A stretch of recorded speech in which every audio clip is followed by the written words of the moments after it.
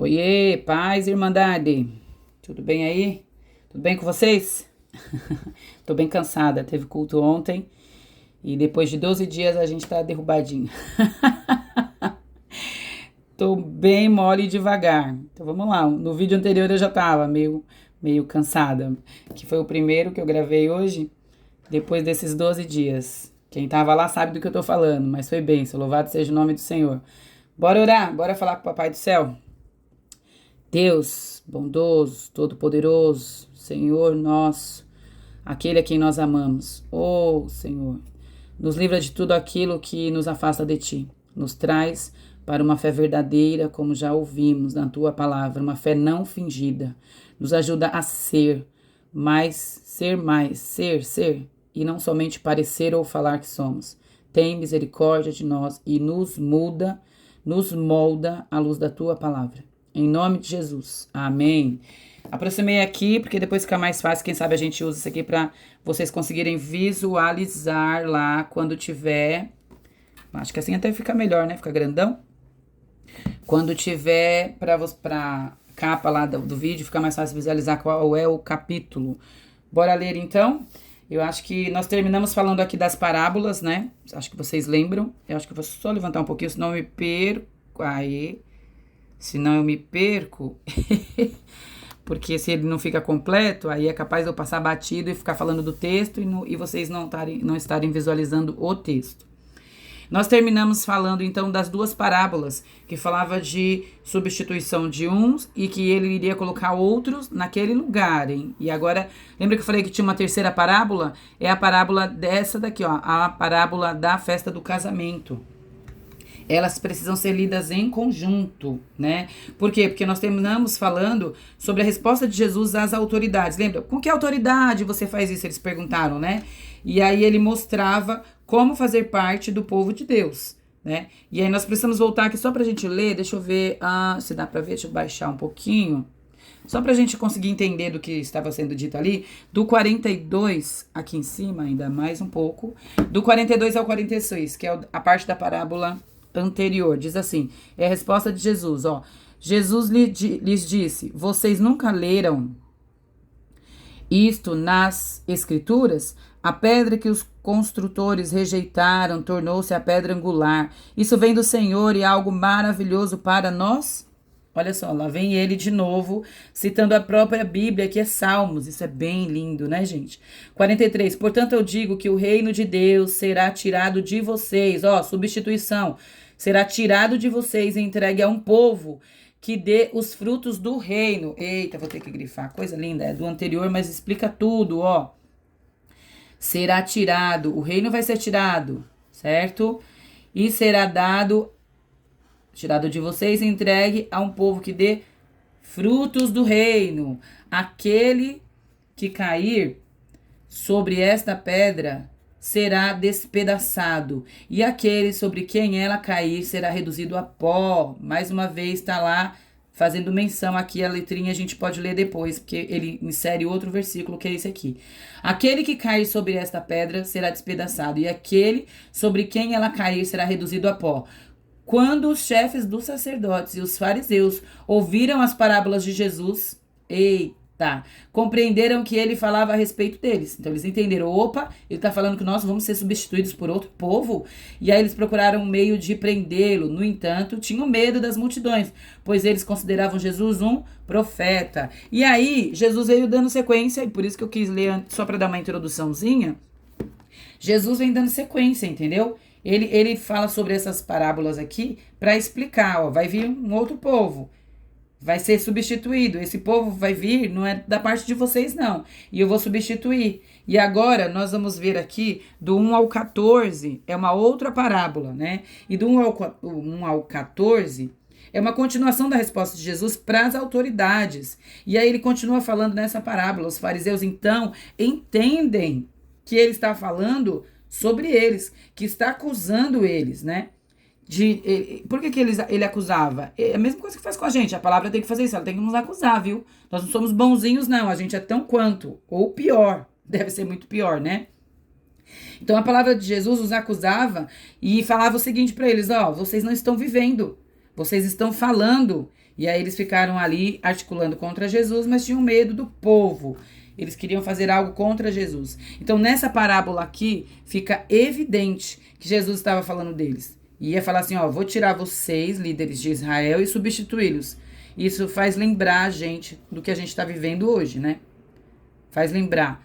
E faz lembrar também, reflete aquela palavra lá, os últimos serão os primeiros, que a gente leu nos capítulos anteriores. E para nós, por que eu falei que faz lembrar, gente? Porque como aplicação prática, isso mostra que nós temos que estar preparados. Porque muitas vezes a gente não tá. A gente faz de qualquer jeito. A gente não se prepara e não pode ser assim. Então o que nós estamos fazendo agora aqui é um preparo. Nós estamos lendo a palavra. E esse preparo, nesta parábola, ele mostra que é como quem está com roupas certas e precisa estar no lugar certo e preparado para aquilo que vai acontecer. Nesse caso aqui, eles tinham que estar preparados para o casamento. Mas nós vemos a misericórdia do Senhor, porque mais uma vez ele termina no 14, ele diz o quê? Muitos são os chamados e poucos os escolhidos. Ele nos ama, ele quer que a gente faça parte. Oh, aleluia! Vamos estar preparados, buscando ao Senhor. Aqui, quando começa no 15, ó, vou subir um pouquinho mais, do 15 até o 22, os fariseus vêm tentar Jesus novamente. E aí eles vêm com mais uma dessas armadilhas. Eu vou ler aqui só o 15 para a gente entender, ó. Ele diz assim, então os fariseus saíram e começaram a planejar um meio de enredá-lo nas suas próprias palavras, ó. E aí eles começaram a mandar a gente para fazer pergunta para Jesus. No 17, eles perguntaram assim, é certo pagar tributo a César? Ó, aquelas pessoas, doutores da lei, todos eles, né, que estavam ali. Vamos ler a resposta de Jesus? Tá aqui no 20, cadê o 20, aqui.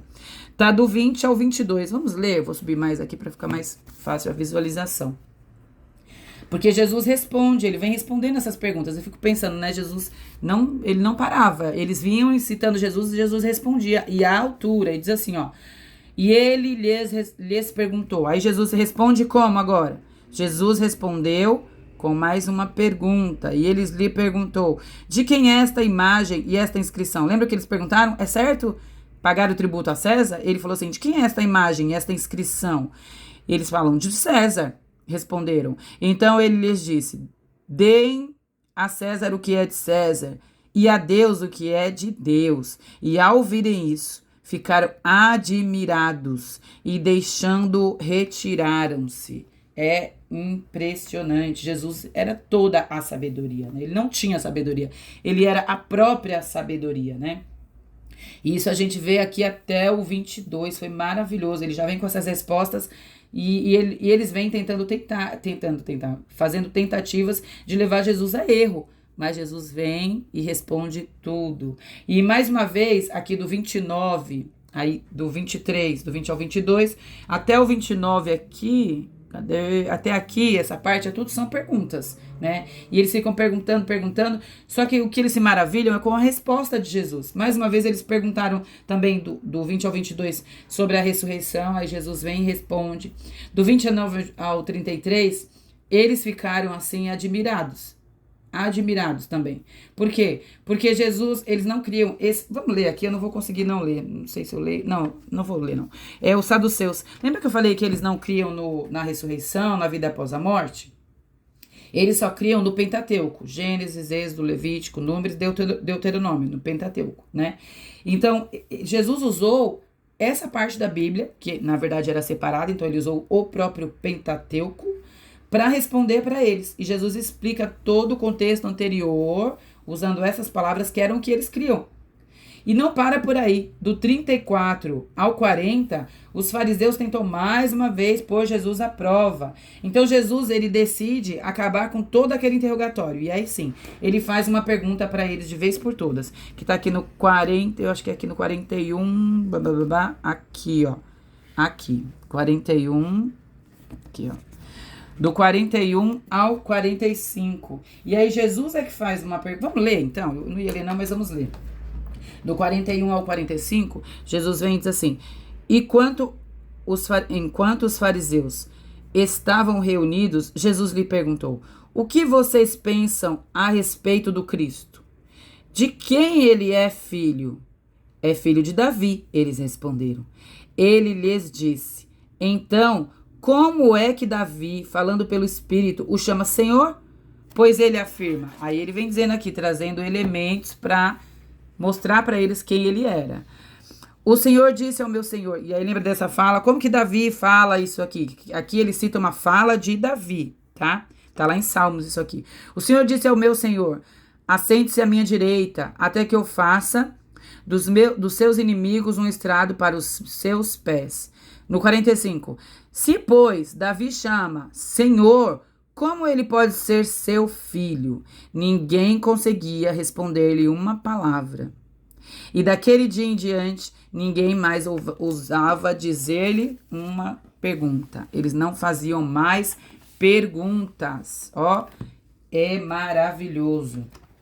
Porque eles, aqui no 22 a gente vê que eles foram silenciados. Silenciados do quê? Por Jesus. Pelas suas palavras, por tudo que ele tinha. Jesus era maravilhoso. Jesus mostrou para eles que ele era o Messias e que o Messias era mais que um descendente de Davi. Ô, Senhor bendito. Jesus estava mostrando que ele veio aqui não para ser um rei terreno. É isso que ele estava introduzindo essa resposta aqui para eles. Ô Senhor, como ele de fato não é e nunca foi, ele é filho de Deus Todo-Poderoso, ele não era um rei terreno, não veio para reinar aqui, porque ele é do céu, ele está lá com esse corpo físico. A gente vai falar, eu começo a me empolgar, né? Voltei. Então Jesus silenciou aqueles homens e eles se afastaram, eles tiveram que sair. Então, que nós possamos levar as nossas inquietações. No caso deles, não eram inquietações. Os saduceus, sim, porque eles não criam, né, na ressurreição. Mas os outros aqui, eles estavam só tentando Jesus. Atentando ali, né? Tentando Jesus. Mas para fazer Jesus cair. Mas nós não, nós temos as nossas inquietações. E como aplicação prática, nós precisamos pensar nesses nossos anseios, essas dúvidas. E tudo isso tem que ser entregue de forma sincera a Jesus. Não precisamos parecer melhores do que a gente é. A gente não precisa ficar enfeitando para Jesus. Nós precisamos tentar, dia após dia, aproximar. A gente tem que tentar se aproximar mais de Jesus, né? E aí nós vamos poder ser. Quanto mais a gente se aproxima, mais a gente é. E aí a gente vai ser melhor do que parece ser. E isso pela misericórdia dele. Vamos nos aproximar, vamos nos achegar, vamos ouvir, vamos continuar nesse intento da leitura da palavra, vamos ser fortes. Não vamos desistir, porque o nosso intento é chegar perto do Todo-Poderoso Jesus Cristo, que ama as nossas vidas, que veio para salvar as nossas almas, nos ligar. Oh, louvado seja. Aleluia. Vamos aplicar às nossas vidas. Deus assim nos abençoe.